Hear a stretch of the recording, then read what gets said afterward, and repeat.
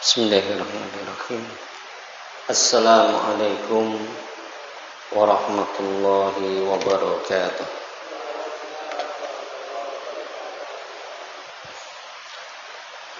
Innal hamdalillah nahmaduhu wa nasta'inuhu wa nastaghfiruh.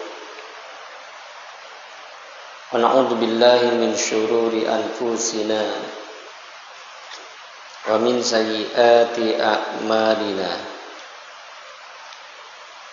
Man yahdihillahu fala mudhillalah wa man yudlil fala hadiyalah. Wa asyhadu an la ilaha illallah wahdahu la syarikalah wa asyhadu anna Muhammadan abduhu wa rasuluh. Ya ayyuhalladzina amanu taqullaha haqqa tuqatih wa la tamutunna illa wa antum muslimun. Amma ba'd, fa inna khairal hadithi kitabullah wa khairal hadi hadi Muhammadin sallallahu alaihi wa ala alihi wa sallam wa syarrul umuri muhdatsatuha fa inna kulla muhdatsatin bid'ah wa kulla bid'atin dhalalah wa kulla dhalalatin finnar. Ikhwan fillah, a'azani Allah wa yakum jami'an. Alhamdulillah, ya, kita memuji dan bersyukur kepada Rabb kita Allah tabaraka wa ta'ala atas segala nikmat dan karunia yang Allah limpahkan kepada kita, terutama nikmat berupa hidayah, ya, petunjuk kepada agama Islam ini, kepada sunnah dan salam. Demikian juga hidayah petunjuk di dalam agama Islam ini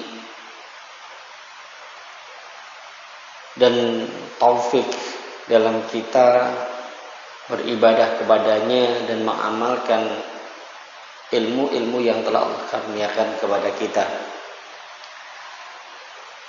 Demikian juga kita bersyukur bahwa Allah telah, ya, menjaga dan melindungi kita sehingga kita yang mungkin, ya, usianya sudah ada yang setengah abad, ya, ada yang sudah, ya, mungkin 30-40 tahun secara umum, ya, berjalan dengan baik dalam keadaan sehat. Ya, tinggal bagaimana kita memanfaatkannya untuk beribadah kepada Allah. Dan pada malam hari ini kita sudah berada di penghujung bulan Sya'ban, tepatnya tanggal berapa? 28 Sya'ban 1444 Hijriah. Artinya 2 atau 3 hari lagi kita akan berpuasa memasuki bulan Ramadan. Ini semoga Allah memperjumpakan kita dengan bulan Ramadan dan memberikan taufik untuk, ya, mengisinya dengan amal-amal ibadah yang telah disyariatkannya ikhlas semata karenanya.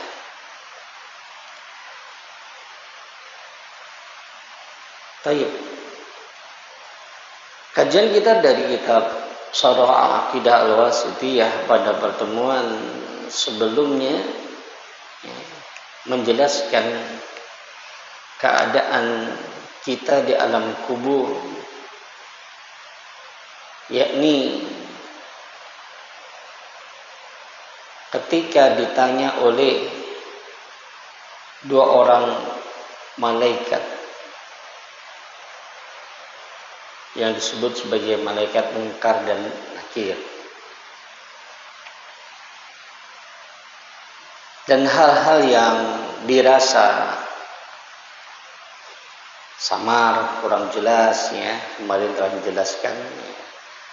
Kenapa hal itu terjadi? Karena sebagian orang dalam memahami perkara seperti ini diasumsikan seperti ketika masih di dunia. Ya. Sehingga menjadi tidak nyambung. Dibayangkan bagaimana dua orang malaikat datang di situ padahal kuburan sempit. Sudah begitu didudukkan pula jenazahnya, ditanya ini, ditanya itu, ya. Ya. Ini alamnya, bahasa kita dimensinya ini sudah beda, sudah lain, ya. Yang terpenting kita memahami, adapun tentang hakikatnya, ya, bagaimananya itu yang memang kita tidak tahu, ya. Karena memang ini adalah permasalahan gaib, permasalahan hari akhir yang babnya ini adalah bab keimanan. Itu, ya.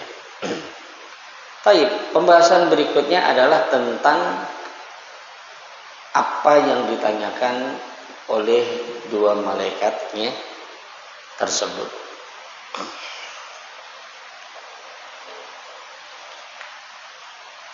Kita lihat penjelasannya, dari penjelasan yang diberikan oleh Syekh Muhammad bin Shalih Al-Utsaimin rahimahullah.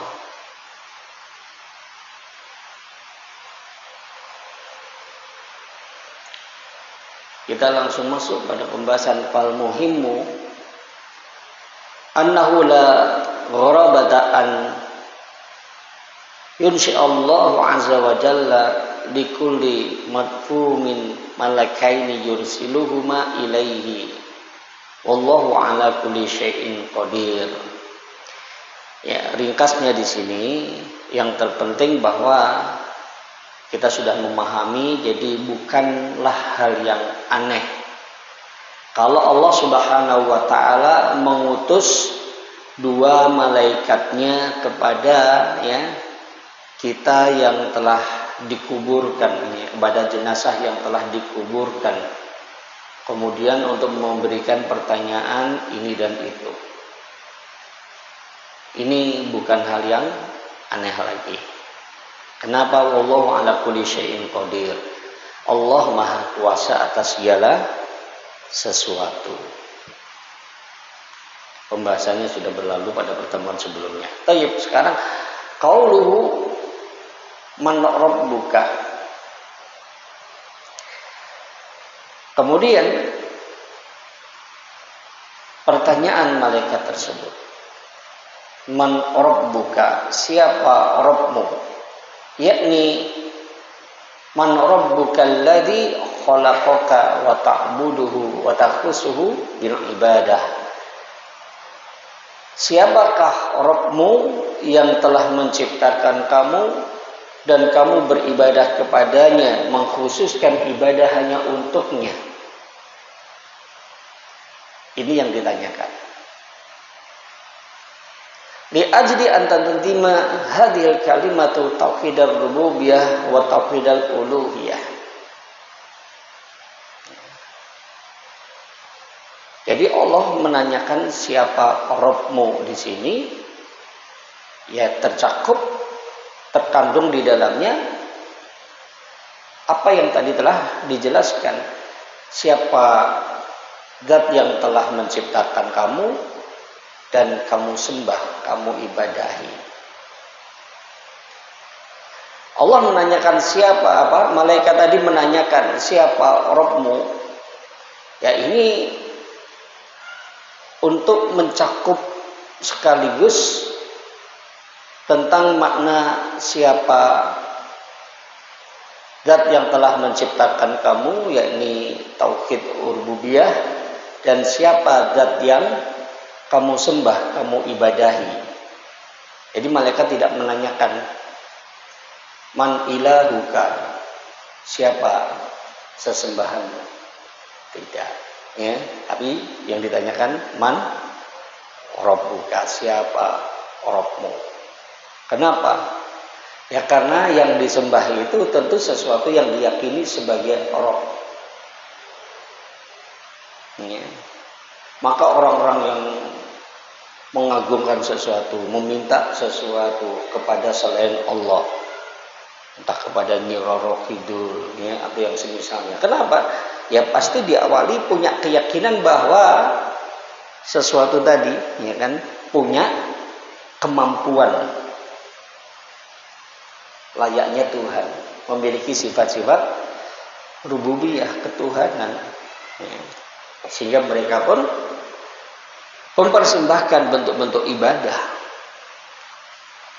Kalau tidak, nggak mungkin. Ya. Orang mempersembahkan ini sesajian. Karena apa? Yaitu tadi, punya keyakinan bahwasanya sesuatu atau seseorang atau siapapun yang dipersembahkan sesajian tadi bisa begini atau bisa begitu. Oh, ini kalau nggak dikasih sesajian marah nanti. Nah, kalau marah nanti ya kan bisa ada bencana di kampung kita dan seterusnya. Atau ini yang memberikan rezeki kepada kita sehingga sawah selama ini subur, tidak ada hama. Begitu ya. Bahasa-bahasanya itu ya seperti itulah kurang lebih. Makanya Allah berfirman di awal surah Al-Baqarah ini ayat 21, ya ayuhan nasu budu rabbakum alladzi khalaqakum walladzina min qablikum la'annakum tattaqun. Wahai sekalian manusia, beribadahlah kalian kepada Rabb kalian yang telah menciptakan kalian dan juga orang-orang sebelum kalian agar kalian bertakwa. Ya sebenarnya kalau kita faham ayat ini, maka pecahan dari ayat ini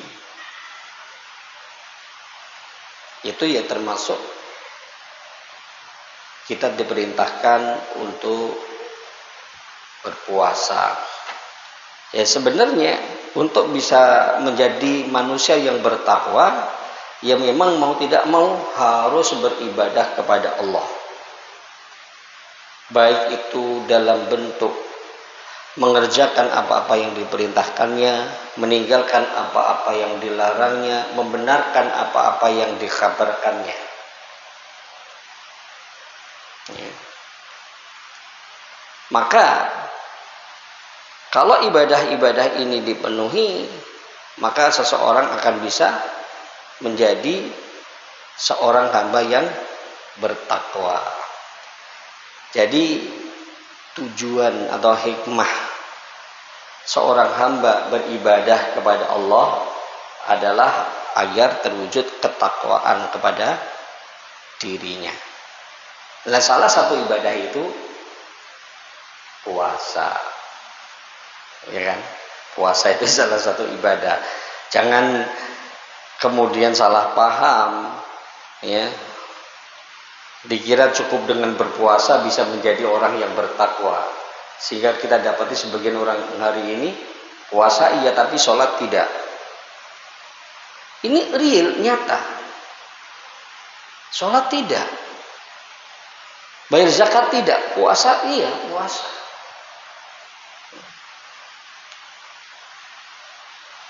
Nah itu tidak cukup nih. Kalau dalam puasa kan, kalau tadi kan umum kepada semua manusia dituntut. Nah puasa ini khusus lagi, maka Allah sebut secara khusus ya ayyuhalladzina amanu. Wahai orang-orang yang beriman, kutiba alaikumusiyam kama kutiba alal ladzina min qablikum la'annakum tattaqun. Diwajibkan kepada kalian berpuasa sebagaimana puasa itu diwajibkan kepada orang-orang sebelum kalian agar kalian bertakwa. Sebagaimana kita diciptakan Allah dan orang-orang kita sebelum kita juga diciptakan oleh Allah, diperintahkan untuk beribadah agar menjadi orang yang bertakwa. Maka kita diperintahkan untuk berpuasa sebagaimana juga orang-orang dahulu diperintahkan untuk berpuasa. Ya. Agar apa? Ya sama masih tetap. Agar menjadi manusia yang bertakwa. Ya hanya di sini kan Allah lebih khususkan karena puasa ini ibadah yang sangat istimewa dan tidak akan menyambutnya kecuali orang yang beriman. Berat puasa itu. Apa yang paling terasa teruji dengan puasa? Antum bisa rasakan.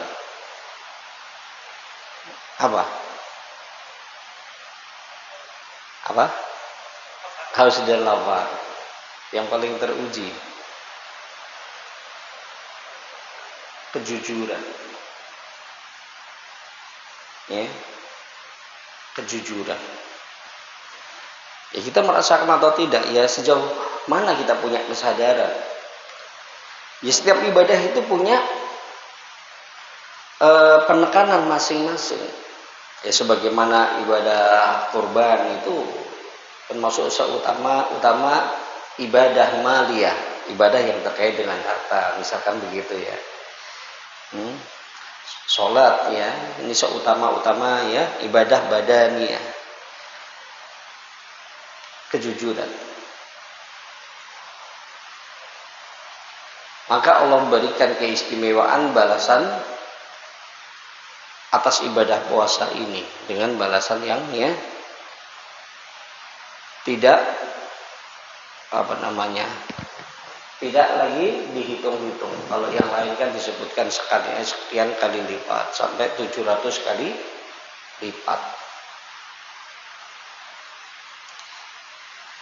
Demikian juga ibadah puasa ini identik dengan kesabaran. Ya. Maka pahalanya juga seperti pahala orang yang bersabar. Ya. Tidak dihitung-hitung. Bagaimana puasa tidak berupa uji kejujuran? Kita puasa atau tidak puasa siapa tahu. Ya. Sekarang ya duduk begini gak ada yang makan, gak ada yang minum. Ya. Pulang sebentar atau masuk kamar sebentar, makan sekenyangnya, minum sekenyangnya, kan bisa.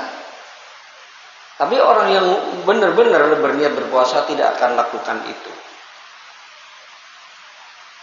Maka oleh karena itu Rasulullah SAW bersabda, "Man lam yada qaulaz zur, ya, wal amala bihi, falaisa lillahi hajatun fi an yada'a ta'amahu wa syarabahu." Barang siapa yang tidak meninggalkan perkataan dusta dan juga perbuatan dusta, maka Allah tidak butuh kepada perbuatan dia yang telah meninggalkan makannya, telah meninggalkan minumnya karena puasa.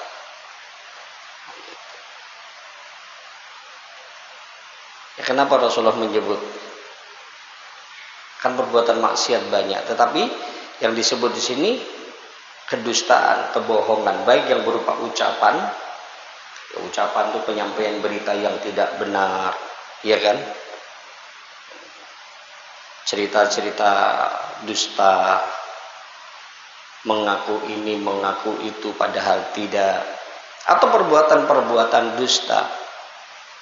Ya, banyak perbuatan dusta, memalsu tanda tangan, ya kan? Markup data dan seterusnya.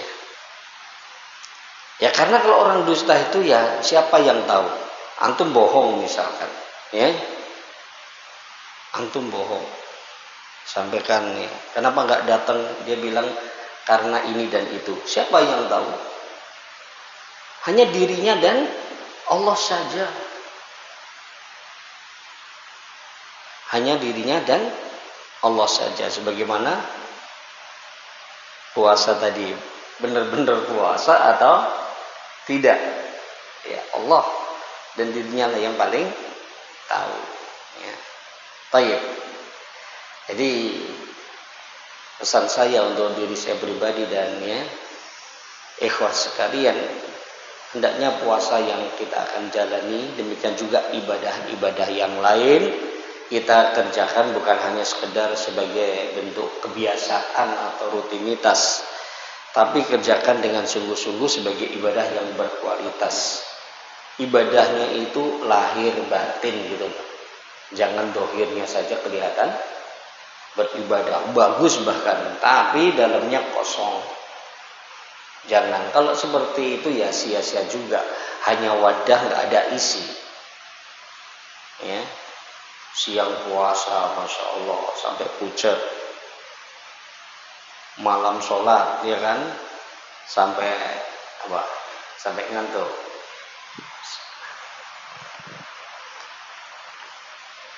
Mungkin nggak?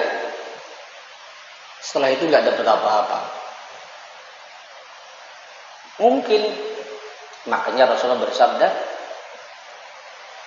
rubba sha'imin laisa lahu min siyamihi illal ju'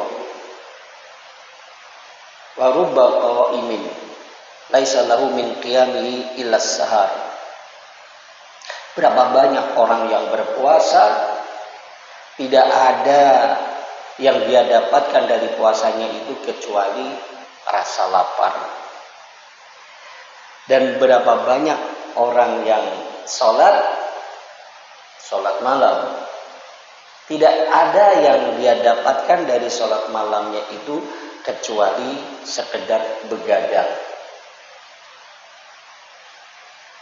Ya nggak usah heran, karena memang kan sudah banyak penjelasan orang-orang yang dohirnya sholat tetapi nggak dapat apa-apa. Rasulullah memperingatkan hal itu. Ada orang yang sholatnya asal-asalan, tilka sholatul munafik, itu sholatnya orang munafik, dan seterusnya. Allah sendiri menjelaskan, fawailul lil musallin alladzina hum an sholatihim sahun. Sungguh celaka orang yang sholat, yakni orang-orang yang lalai terhadap sholatnya, di dalam sholatnya, entah yang dilalaikan syaratnya, rukunnya, ataukah kekhusyuannya. Bahkan Rasulullah menjelaskan ada seseorang yang beribadah, yakni mengerjakan sholat selama 60 tahun. Orang itu udah ada 60 tahun. Kalau 60 tahun itu mulai sholat taruhlah umur berapa? Taruh umur 10 ya. Nah, berarti udah sampai umur 70 tahun. Sholat selama 60 tahun. Tapi tidak ada satu sholat pun yang diterima. Jangan dikira kalau sudah sholat pasti diterima. Kadang dia menyempurnakan rukuknya, tapi ya rusak sujudnya. Kadang sempurna sujudnya, tapi rusak rukuknya. Ya, karena sebagian kita kalau sholat yang difokuskan bacaannya. Dikira kalau bacaannya sudah fasih, tartil, kemudian yang lain bisa diremehkan begitu. Enggak. Yang disebutkan oleh Rasulullah tentang orang yang sholat selama 60 tahun tidak ada satupun yang diterima terkait dengan apa? Rukuknya, sujudnya, itu, ya. Baik. Makanya puasa kita, sholat kita, dan ibadah-ibadah yang lain harus dikerjakan dengan benar, dengan ikhlas lahir batin, agar ya mendapatkan balasan yang agar diterima oleh Allah dan diberikan balasan yang besar. Makanya Rasulullah bersabda, man shoma ramadhana imanan wa ihtisaban ghufira lahu ma taqaddama min dhanbi. Ini terkait dengan puasa. Terkait dengan sholat, beliau juga bersabda, man qama ramadhana imanan wa ihtisaban ghufira lahu ma taqaddama min dhanbi.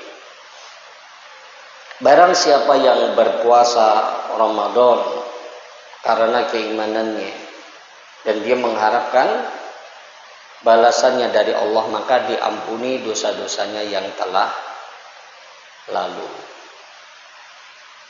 Yakni beriman kepada Allah dan beriman kepada segala apa yang mesti diimani, dan dia membenarkan apa yang Allah janjikan.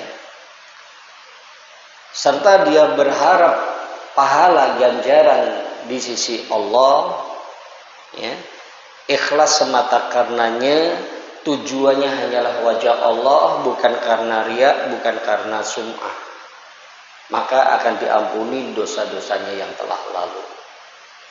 Begitu juga barang siapa yang melakukan qiyamul Ramadan, sholat malam di bulan Ramadan, ya, apa yang istimewa? Ya, sholat tarawih, ya. Karena iman, karena mengharapkan dan juga mengharapkan balasan dari Allah, maka diampuni dosa-dosanya yang telah lalu. Nah, ini yang kita kejar, kualitasnya, mutunya. Karena sebagian orang itu lebih banyak berlomba-lomba dengan apa yang sifatnya dohir. Apa yang dohir? Ya, kuantitas, intensitas, seberapa banyak, seberapa sering, begitu, ya. Tapi kualitas dikorbankan. Nah, ini jangan. Ya. Kalau seperti itu nanti dikira sudah dapat banyak, tapi ternyata nggak dapat apa-apa, kecuali hanya capek. Puasanya hanya dapat lapar dan dahaga. Sholatnya hanya dapat begadang, yang akhirnya ngantuk. Baik, itu sedikit tambahan, ya, penjelasan agar kita lebih, ya, bisa menyiapkan diri untuk menyambut Ramadan. Kemudian qauluhu madinuka, pertanyaan malaikat yang kedua, apakah agamamu, yakni ma'amaluka alladzi tadinu bihi lillahi azza wa jalla wa tataqarrabu bihi ilaihi, yakni apakah amalan kamu yang dengan amalan itu kamu tunduk kepada Allah azza wa jalla dan bertaqarrub, mendekatkan diri kepadanya. Itu yang dimaksud, ya. Karena memang kata din itu memiliki makna imma amal, imma jaza, ya. Imma amal, imma jaza. Kalau kita baca Al-Quran begitu,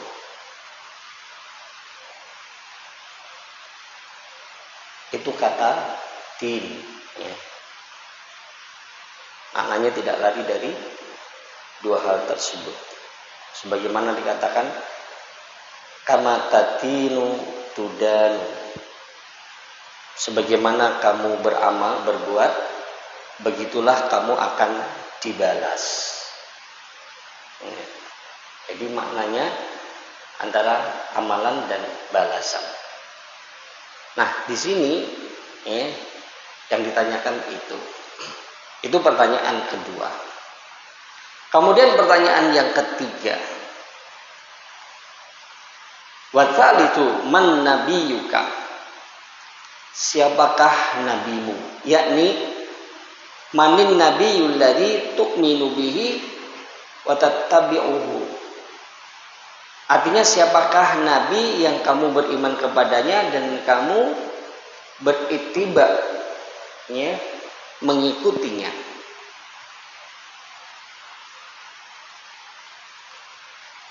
Ini 3 pertanyaan. Jadi memang mati ini bukannya istirahat. Begitu mati, ya, malah justru rentetan pertanyaan itu akan kita terima, baik di alam kubur, alam barzah, sampai nanti pada hari kiamat. Berat, ya. Karena Allah juga telah berfirman, "Tsumma latus'alunna yauma idzin 'anil na'im." Kemudian kamu pasti akan ditanya, yakni akan dimintai pertanggungjawaban pada hari tersebut, yaitu pada hari kiamat, atas nikmat-nikmat itu. Baik. Kemudian qauluhu fi Yusabbitullahu alladhina amanu bil qawli thabit fil hayatid dunya wa fil akhirah. Allah meneguhkan yakni keimanan orang-orang yang beriman dengan ucapan yang teguh dalam kehidupan di dunia dan di akhirat.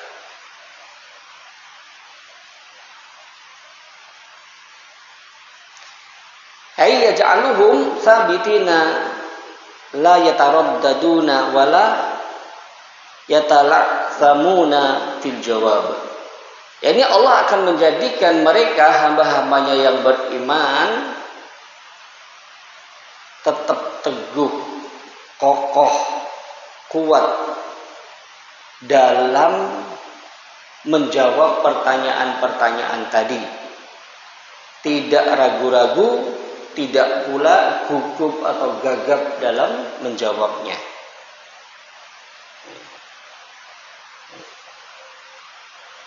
Jadi apa yang dimaksud dengan al-qaulu tsabit? Wal qaulu tsabitu huwa at-tauhid. Yang dimaksud dengan al-qaulu tsabit dia adalah at-tauhid. Nah, ini tentunya penjelasan para ulama. Kita ingin kelak dikaruniakan al-qaulu tsabit, tapi sekarang kalau ada ajakan belajar agama apa materinya ini masalah akidah. Oh tapi nggak berangkat kan gitu kan. Oh akidah. Kayak akidahnya udah mantap ya. Padahal itulah yang menjadi dasar, menjadi landasannya. Kama qala ta'ala, sebagaimana firman Allah Subhanahu wa taala dalam surah Ibrahim ayat 24. Alam tara kaifa daraballahu masalan kalimatan thayyibah kasyajaratin thayyibatin asluha tsabitun wa far'uha fis sama'. Tidakkah kamu memperhatikan bagaimana Allah telah membuat perumpamaan kalimat yang baik seperti pohon yang baik, akarnya teguh kuat menghunjam yakni ke dalam, sementara cabangnya tinggi menjulang ke langit. Kemudian firman Allah Subhanahu wa taala,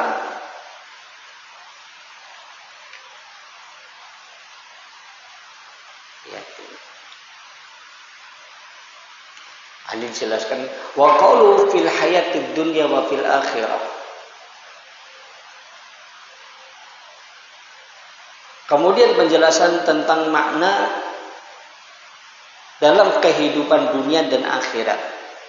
Allah Subhanahu wa taala meneguhkan keimanan orang-orang yang beriman dengan qaulu tsabit, ucapan yang kokoh fil hayatid dunya wa fil akhirah, dalam kehidupan dunia dan akhirat. Nah, kita perhatikan kalimat ini di kehidupan dunia dan di akhirat. Yahtamilu annaha muta'alliqatun bi yusabbitu. Ini terkait dengan pelajaran bahasa Arab berarti, yakni nahwu. Di sini kan ada jar majrur ya, fil hayatid dunya wa fil akhirah. Jar majrur ini keterangan, bisa keterangan waktu, bisa keterangan tempat ya. Nah, jar majrur dalam bahasa Arab ini ya mesti ada sesuatu yang diterangkan, yakni dia terkait dengan kejadian, yang terkait dengan kejadian. Artinya kejadiannya itu kapan? Di dunia dan di akhirat, kan begitu. Jadi kemungkinan pertama jar majrur ini adalah menerangkan kata yusabbitu ya. Menerangkan kata yusabbitu. Jadi muta'alliq kepada fi'il yusabbitu, meneguhkan. Allah meneguhkan. Yakni annallaha yusabbitul mu'minina fid dunya wa fil akhirah. Artinya Allah memberikan keteguhan kepada orang-orang yang beriman di dunia dan di akhirat. Ini kemungkinan pertama. Wa yahtamilu annaha muta'alliqatun bisabit. Kemungkinan yang kedua, kata fil hayati dunya wa fil akhirah, ini terkait dengan kata as-sabit pada al-qaulus sabit. Sehingga fatakunu wasfan lil qaul, sehingga jar majrur di sini menduduki kedudukan sifat bagi kata al-qaul, yakni al-qaulus sabit.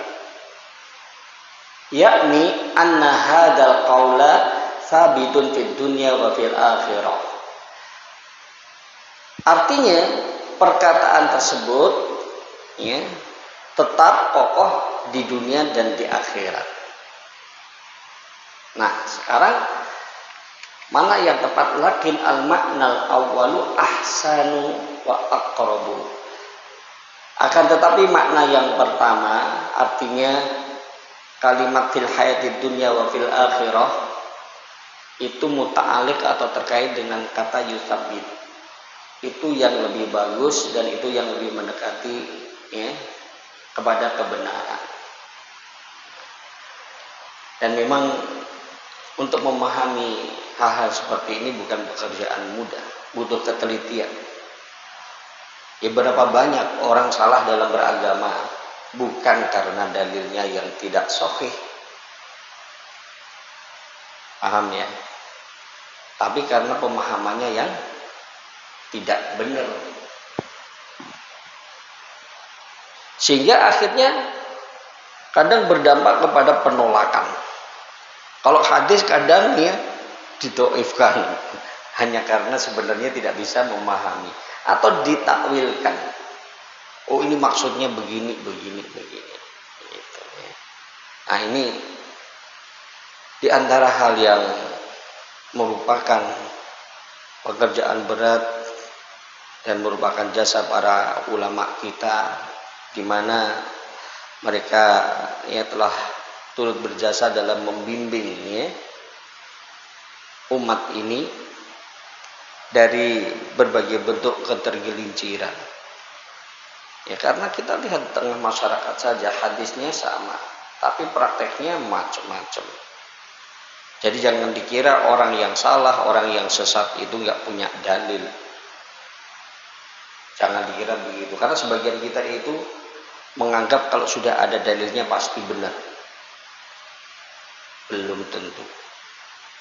Apalagi dalilnya sahih, oh makin mantap.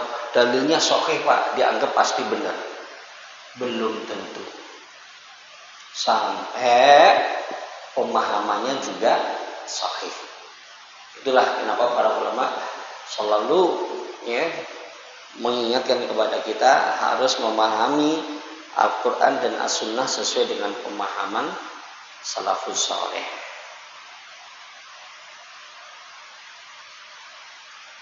Sehingga banyak di antara kita kan disalahpahami, dituduh, ya kan sebenarnya sederhana saja. Ini yang difirmankan Allah, ya maka kita mengatakan seperti itu. Ini yang disabdakan Rasulullah, ya maka kita katakan seperti itu. Perbuatan seperti ini adalah ya kan merupakan keimanan, ini merupakan kebaikan, ini merupakan keburukan, ini merupakan kesesatan dan seterusnya. Nasnya sampai apapun tidak akan berubah ya. Coba kalau orang sudah mengatakan ya, kullu bid'atin dhalalah wa kullu dhalalatin finnar. Setiap bid'ah itu sesat dan setiap kesesatan itu tempatnya di neraka. Seakan-akan yang bicara siapa? Padahal kan sabda Rasulullah. Ya. Kalau sudah dikatakan di neraka, itu mereka langsung sensitif, diidentikan dengan mengkafirkan. Sehingga terus kemudian sudah suka membid'ah-bid'ahkan, suka mengkafir-kafirkan, selalu begitu kan. Padahal mereka sendiri yang ngomong begitu. Kita hanya sebatas apa yang disabdakan Rasulullah. Ya karena kalau orang salah, orang sesat, ancamannya apa kalau nggak neraka? Membuat maksiat, sesat, salah, diancam neraka aja masih bertahan mengerjakannya, apalagi diancam surga. Barang siapa berbuat bid'ah maka masuk surga, begitu. Makin jadi.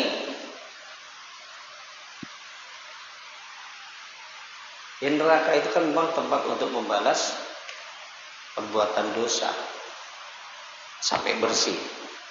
Surga tempat membalas perbuatan-perbuatan baik. Bisa enggak orang masuk surga sementara masih membawa dosa? Enggak mungkin. Jadi tidak identik orang yang dimasukkan neraka itu kafir.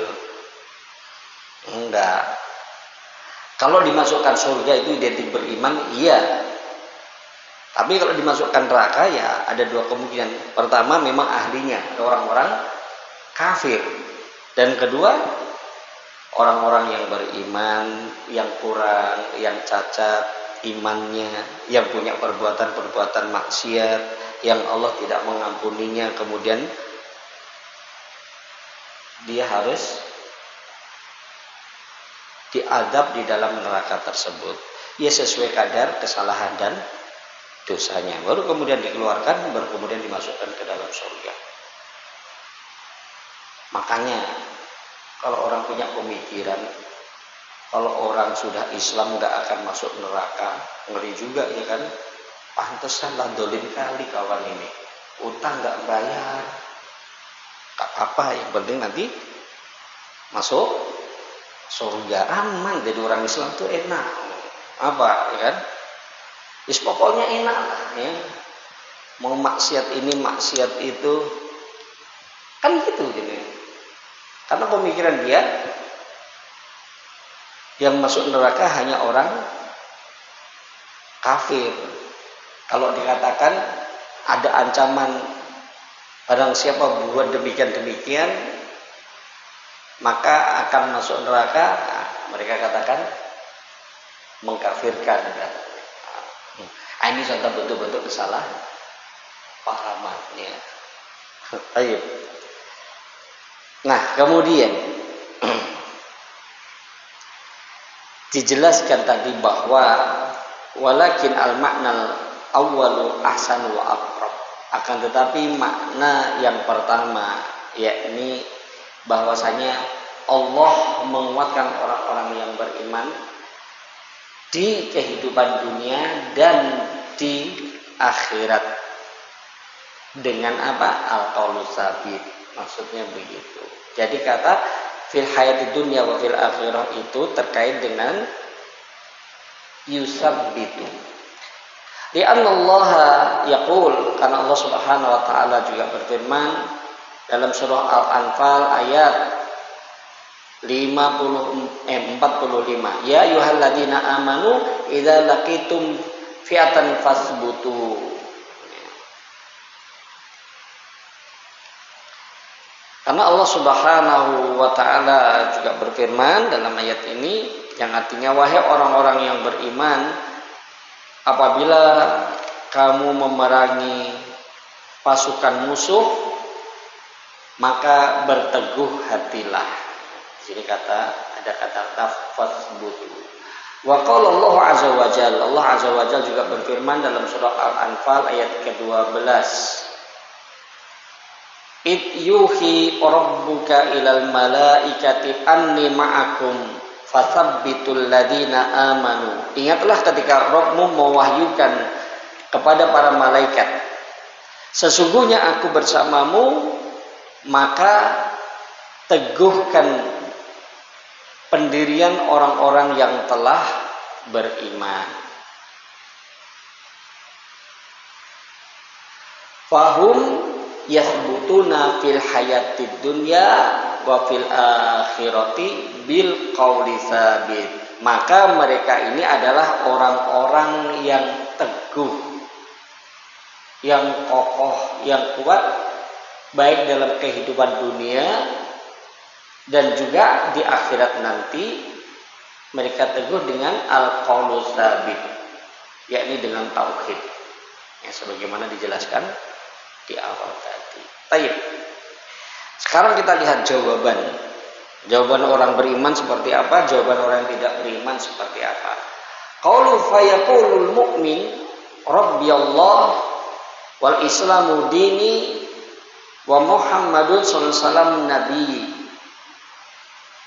Maka orang yang beriman menjawab, Rabbu Allah, Islam agamaku, dan Muhammad adalah nabiku sallallahu alaihi wasallam.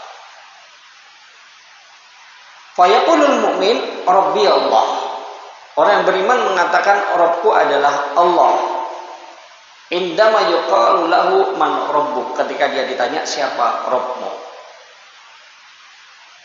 Wa yaqulu idza qila lahu ma dinuk, dan ketika ditanya apa agamamu, fa yaqulu al-islamu dini, maka dia menjawab Islam agamaku.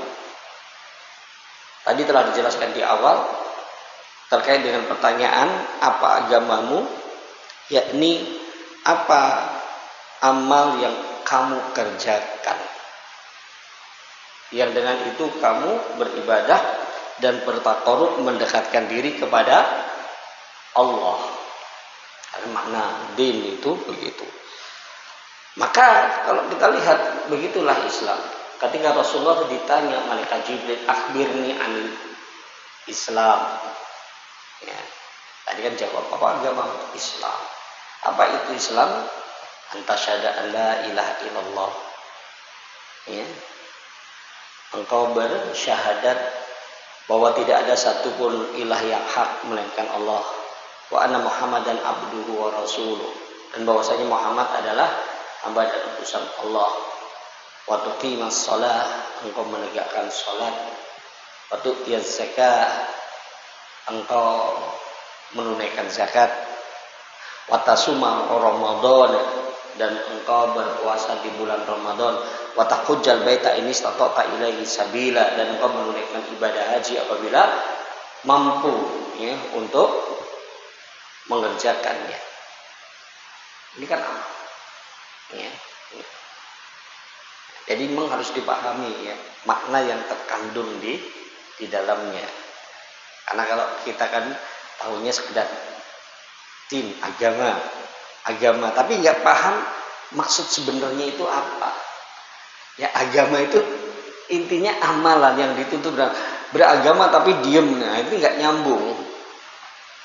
Yang dimaksud dengan agama di situ adalah amal. Ya.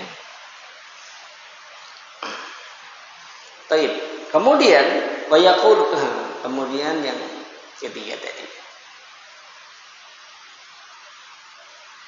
Wa yaqulu kadzalika Muhammadun sallallahu alaihi wasallam nabiyyi idza qila lahu man nabiyyu. Demikian pula menjawab dengan Muhammad adalah nabiku ketika ditanya siapa nabimu. Wa hina idzin yakunu al-jawabu shawaban. Dengan jawaban itu maka jawabnya adalah benar. Kalau jawabnya benar, fayunadi munadin minas sama, akan ada yang menyeru dari langit, an sadaqa abdi, benar hambaku ini. Fa'afrisu minal jannah, apa afrisu, bentangkan ya tempatnya di surga ya, bukakan. Wa albisuhu minal jannah, berikan pakaian dari surga. Waftahu lahu baban ilal jannah, dan bukakan untuknya pintu menuju surga. Ini masih di alam kubur, ya, alam barzah. Jadi bayangan sebagian orang kalau orang udah mati dikubur selesai, ini berarti kurang baca. Wah, kejadian setelah kematian justru luar biasa. Ya. Kalau kejadian sekarang ketika hidup itu kayaknya ya sesuatu yang biasa-biasa saja kan. Ya. Kita tidur biasa, ada bos atau Pak RT nyuruh ini itu bisa kita hadapi agak santai ya Pak. Insya Allah lah bisa Pak, ya kan? Ya. Nah, minggu depan lah Pak. Ini ya sudah mati di kuburan, urusannya luar biasa. Pokoknya semakin kesana urusan itu makin berat, makin besar. Tapi itu proyeksi, gambaran, bayangan dari kehidupan di dunia. Kehidupan di dunia itu menentukan.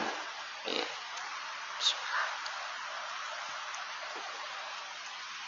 Sehingga rentetan kejadian itu semuanya sinkron, cocok, jalurnya tetap. Orang beriman dari dunia sampai ke akhirat jelas. Orang kafir dari dunia sampai ke akhirat juga jelas. Sebagaimana ini sudah sering saya sampaikan. Coba kita lihat bagaimana jawaban orang kafir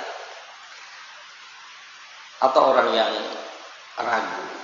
Qaulu wa amal murtabu fayaqul ha. Adapun orang yang ragu maka dia akan hanya menjawab begitu. La adri, saya tidak tahu. Sami'un nasa yaquluna syai'an faqultuh. Aku mendengar orang-orang mengatakan demikian-demikian, maka saya pun mengatakannya. Saya hanya menirukannya saja. Al-murtabu asyaku wal munafiqu wa syubahuhuma. Adapun yang dimaksud dengan orang yang al-murtab, orang yang ragu, yakni orang yang bimbang dan orang yang munafik dan orang-orang yang semisal dengan mereka. Ya, karena keimanan itu harus dengan keyakinan. Tidak boleh sedikit pun disertai dengan keraguan. Dan tidak mungkin orang akan menjadi beriman dan keimanan yang kuat tanpa ilmu. Nggak mungkin. Iman sendiri itu buah dari ilmu. Kalau nggak ada ilmunya, apa yang diimani? Jadi apa yang kamu imani? Bingung dia jelaskan. Ya. Makanya Allah berfirman dalam surah Al-Hujurat, innamal mu'minuna alladzina amanu billahi wa rusulihi tsumma lam yartabu. Orang yang beriman itu sesungguhnya tak lain dan tak bukan adalah orang yang beriman kepada Allah, kepada Rasul-Rasulnya, tsumma lam yartabu, kemudian tidak ragu-ragu. Ya, tidak ada syak, ya, keraguan. Maka hati-hati kalau ada bisikan-bisikan untuk ragu-ragu, jangan tolak. Kerjaan syaitan begitu, ya. Fayaqulu la adri sami'tun nasa yaquluna syai'an faqultu. Mereka ini ketika ditanya dengan pertanyaan tadi oleh malaikat, jawabnya adalah hanya saya tidak tahu. Saya mendengar manusia mengatakan demikian, maka saya pun mengatakan seperti itu, yakni hanya menirukan. Yakni lam yalij al-imanu qalbahu. Artinya iman itu tidak sampai masuk ke dalam hatinya. Dohirnya saja kayaknya iya, sejatinya ternyata tidak. Maka ini yang selalu saya tekankan, kita ini harus lahir batin. Jangan tampilannya aja mantap, ya kan? Bacaannya mantap, tapi nggak melewati tenggorokan. Hatinya sama sekali nggak terpengaruh. Dia nggak peduli paham nggak paham. Memang nggak ada niatan untuk mengamalkan misalkan. Jadi nggak paham itu bukan masalah. Beda dengan orang itu yang memang tujuannya akan mengamalkan Al-Quran.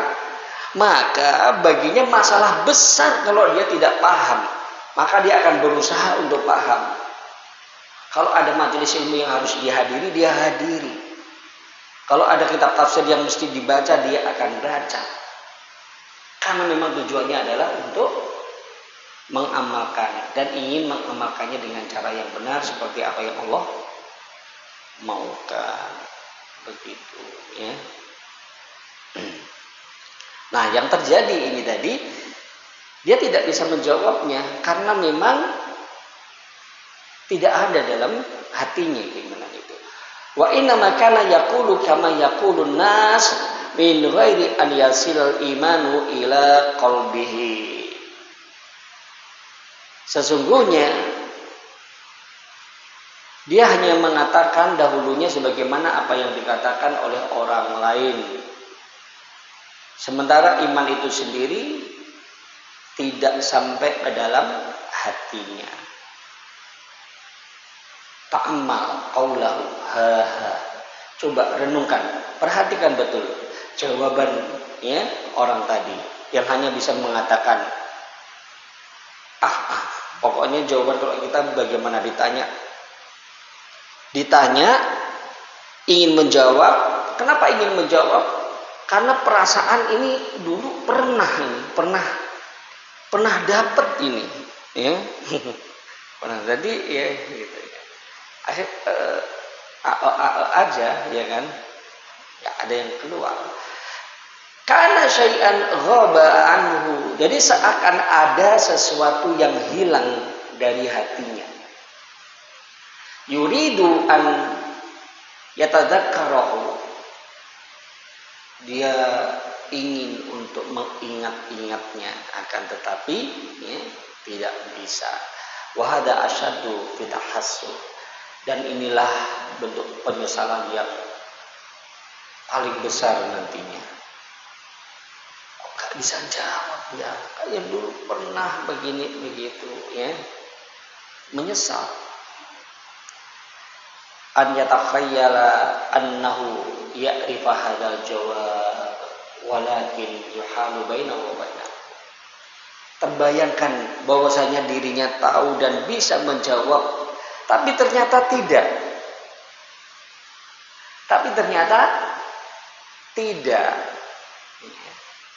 Wa yaqulu ha. Dia hanya bisa mengatakan seperti itu saja. Gitu aja. Kalau bahasa kita kan begitu. Atau aja ya. Terus kalau nggak bisa, oh ya sudah gitu. Apa nggak ada cerita, dikebukin. Iya.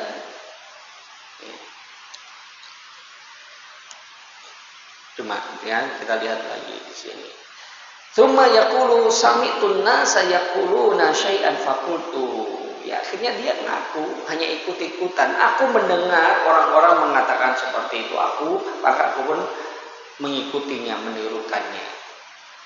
Wala yaqulu rabbiyallah, wala dinil Islam, wala Nabi Muhammad. Dia tidak bisa menjawab, dia tidak akan mengatakan Rabbu adalah Allah, agamaku Islam, Nabiku Muhammad. Kenapa? Li'annahu fid dunya murtabun syakun. Karena waktu di dunia dia itu orangnya bimbang, ragu. Sementara keimanan itu mutlak harus dengan keyakinan. Yakin. Itu keharusan. Innamal mu'minuna alladziina amanu billahi wa rasulihi tsumma lam yartabu. Sesungguhnya orang yang beriman tak lain dan tak bukan adalah orang yang beriman kepada Allah dan Rasulnya kemudian tidak ragu-ragu. Hadza idza su'ila fi qabrihi wa sara ahwaju ma yakunu ila al-jawab as-shawab wa ajiz. Wa yaqul la adri sami'tun nas yaquluna syai'an faqultu. Pertanyaan-pertanyaan tadi itu kalau ditanyakan di alam kubur, ini lebih butuh lagi untuk dijawab dengan jawaban yang benar. Tidak bisa diremehkan, mesti dijawab. Tapi dia tidak mampu menjawabnya. Dia hanya mengatakan saya tidak tahu. Saya mendengar orang-orang mengatakan begitu, maka saya menirunya. Idzan imanuhu qaulun faqat. Jadi kalau begitu keimanannya itu hanya sekedar ucapan saja. Qauluhu fayat ribu bimirzabatin min hadidin fayasihu soihatan yasma'uha kullu syai'in illal insan.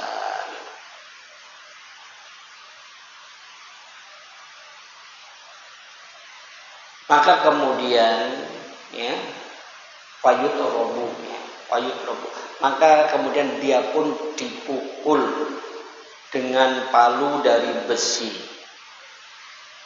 Kemudian dia berteriak dengan teriakan yang keras yang bisa didengar oleh siapa saja kecuali manusia.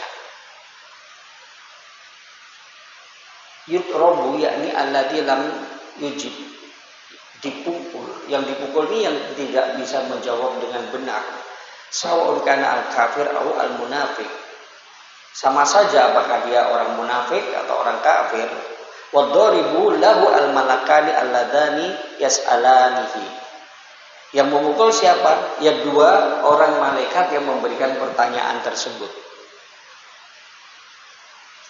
Terbayang nggak itu? Ya. Makanya dijelaskan oleh Rasulullah bahwa yang namanya fitnah kubur itu dahsyatnya seperti fitnah Dajjal. Sementara fitnah Dajjal ini adalah fitnah yang paling besar di dunia semenjak diciptakannya Nabi Adam. Gimana mau dianggap remeh? Ya. Pertanyaannya kan cuma 3 toh Pak. Mulai nada meremehkan ini. Yang nanya bukan kita ya kan. Yang nanya malaikat. Tengoklah yang di tangannya itu apa ya kan. Rontok semua ya kan. Tapi orang yang beriman, yang benar-benar beriman ya, Allah teguhkan ya. Dipukul, benar-benar dipukul. Maka terbayanglah oleh kita nih orang-orang kafir dan yang semisal orang munafik ini sebenarnya adalah orang-orang yang menjalani penderitaan demi penderitaan saja. Jangan kita bayangkan orang kafir itu hanya akan menderita nanti di akhirat di dalam neraka. Kemudian dikira hidup di dunia itu mereka enak, bahagia. Itu kalau kita melihatnya dengan selera, dengan hawa nafsu. Lihat dengan ilmu, maka akan tersingkap semuanya. Maka orang beriman sama orang kafir itu sudah berbeda, memang jalannya berbeda. Bukan hanya nanti di akhirat tempatnya berbeda, surga dan neraka, tapi apa yang didapatkan itu sudah berbeda. Orang yang beriman dengan apapun keadaannya, tetap mereka adalah manusia-manusia yang Allah karuniakan kebahagiaan. Al-hayah at-thayyibah. Ya. Hati yang tenang, dada yang lapang. Lah kalau kita belum merasakan hal itu, ya cek sendiri apakah kita ini memang benar-benar beriman atau mengaku beriman. Yang dikhawatirkan kan hanya merasa sudah beriman. Tunggu dulu, butuh waktu yang panjang. Makanya dulu ketika orang-orang Arab Badui mengatakan kepada Rasulullah, qalatil a'rabu amanna kullam tu'minu walakin qulu aslamna walamma yadkhulul imanu fi qulubikum. Orang-orang Arab Badui mereka pada mengatakan kami telah beriman. Kullam tu'minu walakin qulu aslamna. Katakan wahai Nabi kepada mereka, kalian itu belum beriman. Tapi katakan saja kami telah masuk Islam. Kenapa? Walamma yadkhulul imanu fi qulubikum. Karena iman itu belum benar-benar masuk menghunjam ke dalam hati kalian.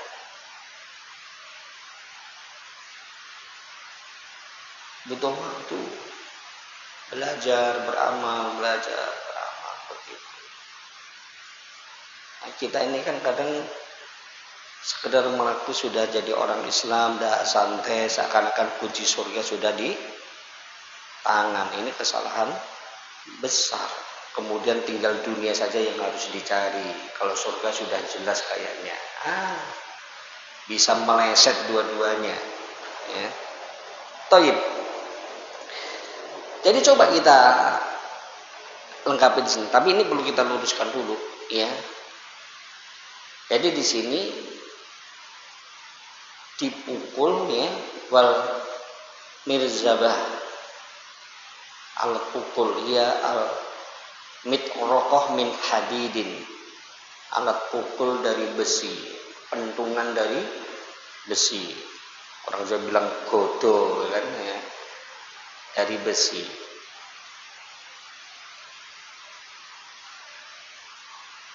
Waqad warada fi ba'di riwayat annahu law ijtama'a 'alaiha ahlu Mina ma aklauha. Dan disebutkan dalam satu riwayat kalau seandainya semua penduduk Mina berkumpul, mereka tidak mampu untuk mengangkatnya. Nah, ini yang digunakan untuk memukul ketika nggak bisa menjawab. Yakin kita bisa menjawab, kemudian tidak dipukul. Pukulan yang dasar, fa'idat duriba yasihu sayhatan yasma'uha kullu syai'in illal insan.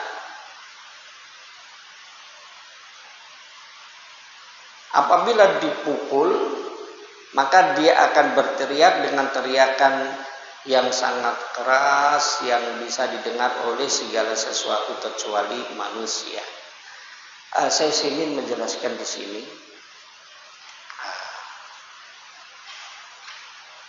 Yang tepat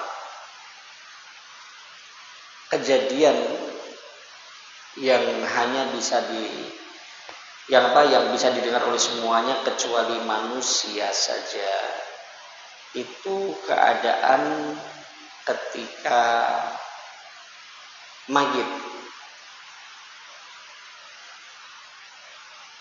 akan dikuburkan, masih dipikul, ya.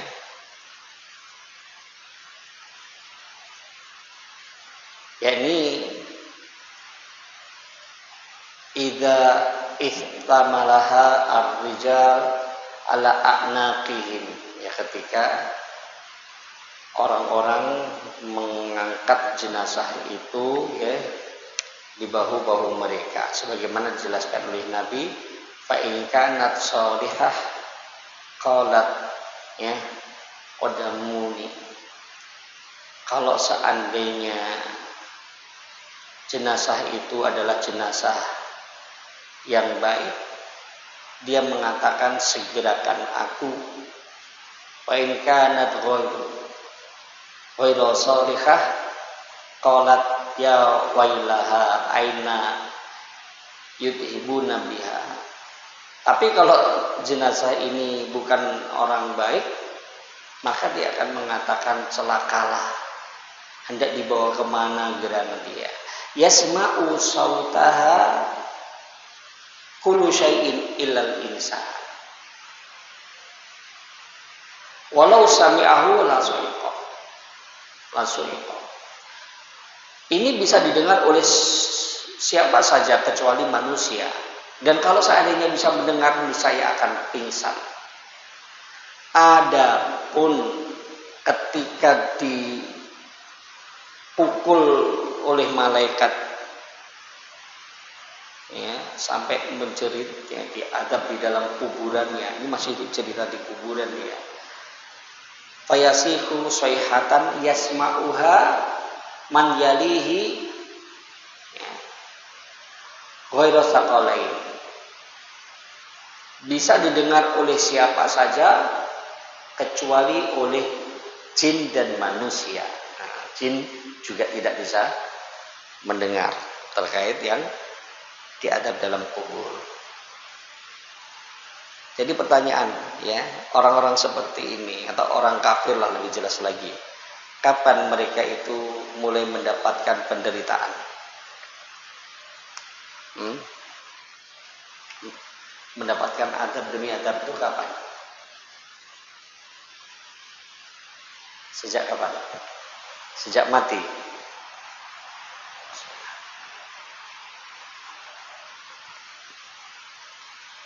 Ya sejak di dunia. Kemarin kan kita jelaskan marhalah-marhalahnya. Coba sekarang kita lihat firman Allah Subhanahu wa ta'ala di dalam surah apa ya?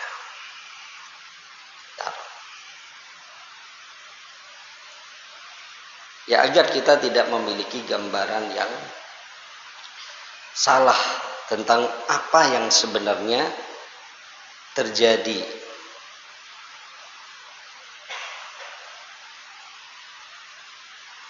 Dalam surah Taubah ayat 55, Allah berfirman, "Fala tu'jibka amwaluhum wala auladuhum. Innama yuridullahu liyu'adzibahum biha fil hayatid dunya wa tashaqqa anfusuhum wa hum kafirun." Maka janganlah harta dan anak-anak mereka membuat kamu kagum. Sesungguhnya maksud Allah dengan itu adalah untuk mengadab mereka dalam kehidupan dunia dan kelak akan mati dalam keadaan kafir. Waliyahumdulillah. Gimana enggak capek, enggak lelah untuk mendapatkan harta yang banyak? Kira-kira itu apa yang harus dilakukan? Kerja keras, ya enggak siang enggak malam dan seterusnya. Orang istirahat dia enggak istirahat. Kalau hartanya banyak, perlu dihitung, perlu dijaga, ya. Berpikiran, wah sayang ini kalau dibiarkan, akhirnya dikembangkan lagi, tambah usaha. Wah, pikirannya makin banyak. Entahlah sehari tidur cuma berapa jam. Orang sudah tidur ngorok, dia masih keliling, ya, rumahnya, ngecek gudangnya. Baru berangkat tidur dapat setengah jam ada suara glodek, kan gitu. Siapa yang nyongkel ini? Coba kalau glodek rumah kita, Allah, kucing paling selesai. Gak ada yang dikhawatirkan, ya. Dan seterusnya. Anak-anak ngurus, antar sekolah, biayain, tapi tidak bermanfaat sedikit pun nanti di akhirat. Ya. Jangan iri dengan kehidupan orang kafir. Jangan kagum. Ya. Thayyib. Jadi Allah itu kalau mengadab, nggak mesti dijadikan orang itu lapar, nggak mesti dimiskinkan. Bisa saja justru dengan dikaya rayakan, dikasih anak yang banyak.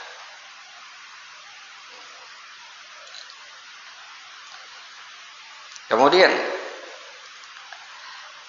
Dalam surah Thaha ayat 124 Allah menjelaskan wa man a'rada an dzikri fa inna lahu ma'isatan dhanka wa nahsyuruhu yaumal qiyamati a'ma. Dan barang siapa yang berpaling dari peringatanku, maka sungguh dia akan menjalani kehidupan yang sempit. Dan kami akan kumpulkan dia pada hari kiamat dalam keadaan buta.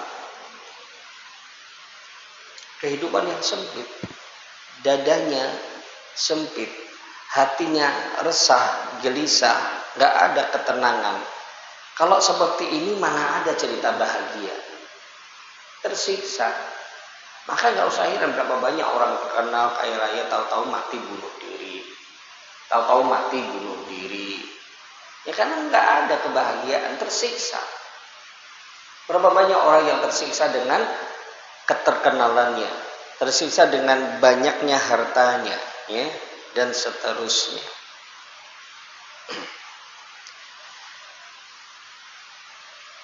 Dan ini mudah untuk kita pahami karena memang Allah Subhanahu wa taala telah menjelaskan balasan akhirat itu bentuk penyempurnaan balasan. Kullu nafsin dha'iqatul maut wa innamat waffawna ujurakum yaumal qiyamah. Ya. Setiap yang berjiwa, yang hidup pasti akan merasakan mati. Dan sesungguhnya hanya pada hari kiamatlah disempurnakan balasan amal kalian. Artinya apa?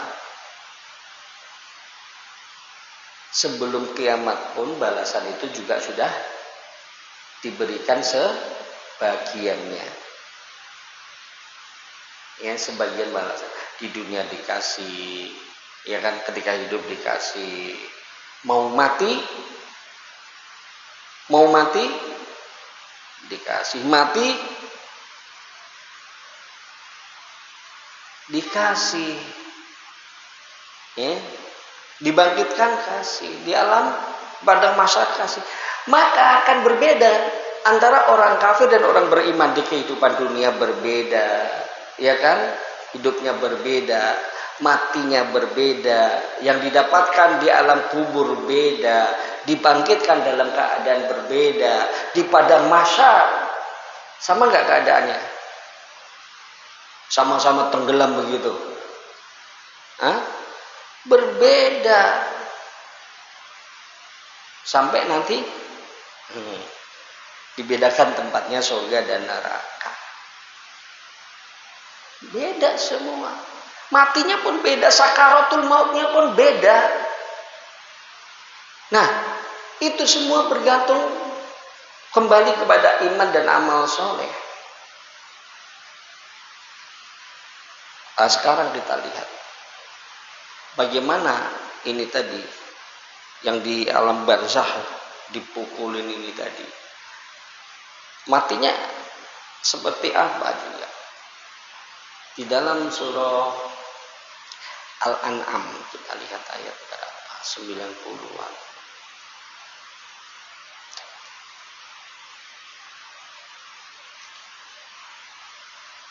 Iya, di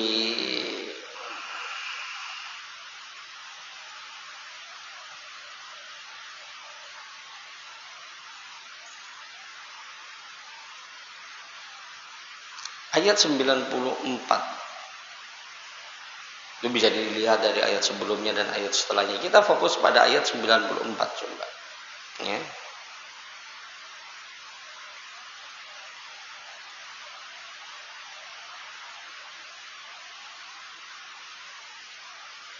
Bentar ya.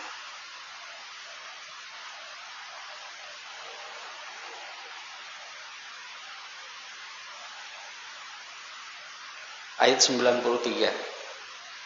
Ayat 93. Panjang, kita langsung dari tengah ayat saja.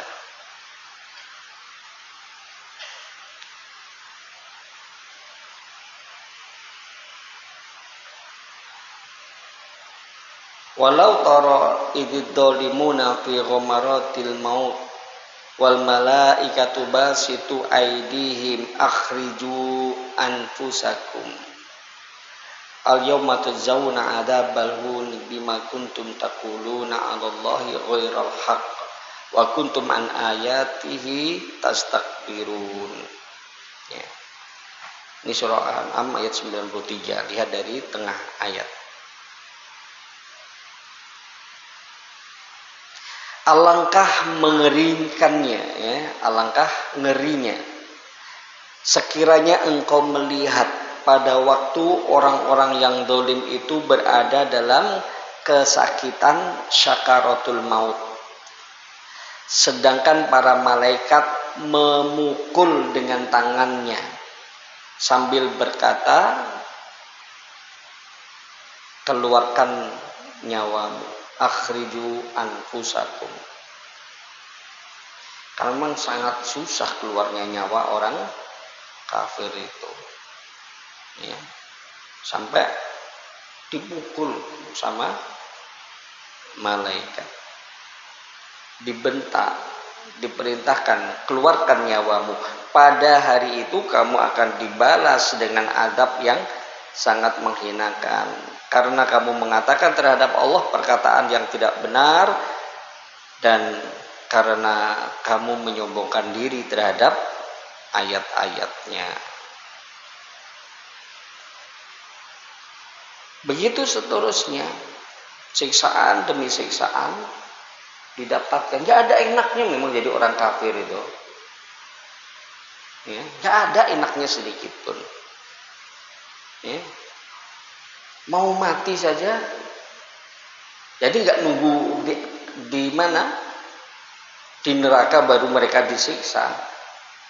Di dunia itu sudah disiksa, cuma siksaannya dikasih banyak nikmat, kasih banyak kerjaan, harta, anak-anak, ya.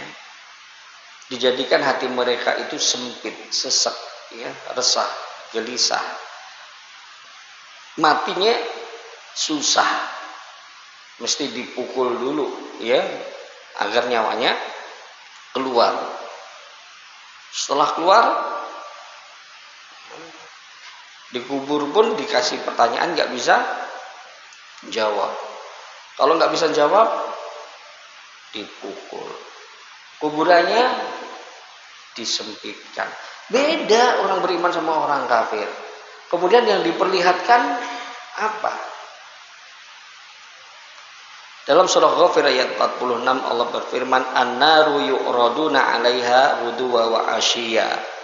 Kepada mereka ditampakkan neraka pada pagi dan sore hari. Dan seterusnya. Nanti ketika dibangkitkan, ya, dari kubur, kondisi keadaannya berbeda, ya. Dan orang-orang nanti ya tergantung kondisi ketika hidup di dunia, tergantung amalnya, amal kebaikan atau amal keburukan. Ada yang di padang mahsyar terbenam keringatnya sampai mata kaki, ada yang sampai selutut, ada yang sampai pusar, sampai tergantung, beda-beda. Ya, baik. Maka pelajaran yang besar bagi kita untuk tidak meremehkan kebaikan sekecil apapun mesti kita ambil, dan tidak meremehkan keburukan sekecil apapun harus ditinggalkan. Karena memang Allah itu maha adil, dan setiap amal perbuatan ada balasannya. Balasan sebagian diberikan ketika di dunia, terus berlanjut, ya, termasuk di alam barzakh, di padang mahsyar. Puncaknya penyempurnaan balasan yaitu ada di surga dan neraka. Paham ya? Maka kalau dari situ ya kita sabar. Yang penting di dunia ini ya sudahlah, cukup bagi kita untuk menunaikan tugas-tugas kita. Balasan yang sebenarnya itu yang kita harapkan nanti di akhirat. Dan Allah maha adil, sehingga jangan heran juga kalau orang-orang kafir sekilas mereka mendapatkan lebih banyak, entah harta dan apapun. Karena di satu sisi ya harta itu, dunia itu bagi Allah tidak ada nilainya. Di sisi yang lain, memang itu yang diharapkan oleh orang kafir. Di sisi yang lain lagi, Allah itu maha adil. Siapapun yang berbuat baik, Allah balas kebaikannya. Mungkin tidak orang kafir berbuat baik? Ya mungkin saja. Dia begitu berbakti kepada ibu bapaknya, ya kan? Sayang, dirawat, ya kan? Itu juga bentuk-bentuk kebaikan. Maka beda orang kafir yang sama orang tuanya durhaka, sama kalau sama orang tuanya berbakti, berbeda. Tetapi balasan kebaikan kalau jika itu ada pada orang kafir, ya tidak mungkin diberikan di akhirat. Karena di akhirat itu tempatnya sudah dipisahkan sama sekali. Maka Allah hanya berikan di dunia dan mereka tidak dirugikan. Tidak ada yang bermuamalah dengan Allah itu kemudian dirugikan sedikit pun. Tidak ada. Yang ada kita ini yang merugikan diri sendiri. Tayyib, Allah alam shawab. Saya rasa cukup dulu, semoga bermanfaat. Jika ada 1-2 pertanyaan singkat, silakan.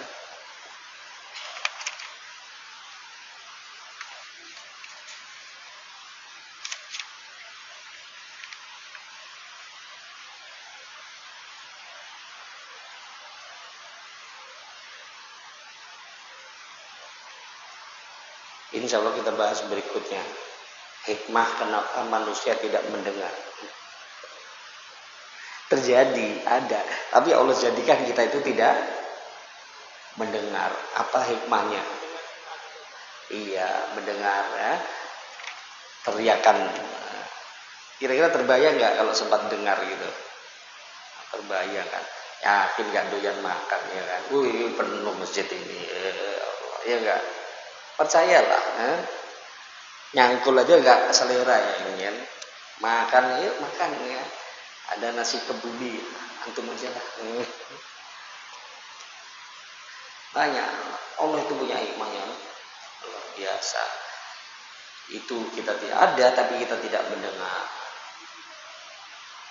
Ada jin, ada malaikat, kita tidak melihat. Malaikat kanan kiri malaikat, depan belakang malaikat. Oh, nampak yang kita taat terus ya kan? Taat terus. Karena enggak terlihat ya seperti inilah kita. Ya. Baik, insyaallah kita akan sampaikan pertemuan yang akan datang. Kita cukupkan saja kajian kita malam hari ini. Sekali lagi semoga ya Allah mempertemukan kita dengan bulan Ramadan tahun ini dan diberikan taufik ya untuk mengisinya dengan amal-amal ibadah, amal-amal kebaikan ya kita optimalkan. Ya tentu kita juga mohon kemudahan yang sama di waktu-waktu yang lain, di bulan-bulan yang lain, tetapi di bulan Ramadan ini tentu lebih istimewa.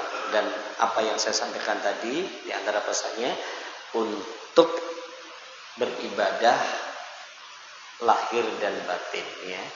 Perhatikan sisi niat ya, sisi yang dengan itu ibadah kita bisa menjadi berbobot, berkualitas ya.